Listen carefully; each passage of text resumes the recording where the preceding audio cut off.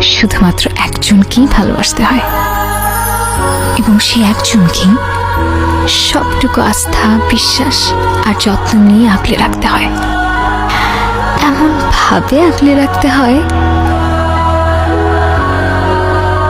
যেন সেই মানুষটির বুকে যদি শত অভিমানও জমা থাকে, তবু সেই মানুষটিকেই বলতে ইচ্ছা করে ভীষণ ভালোবাসি। আর প্রত্যেকটা মুহূর্তে সেই মানুষটিকে মিস করার নামই হলো ভালোবাসা।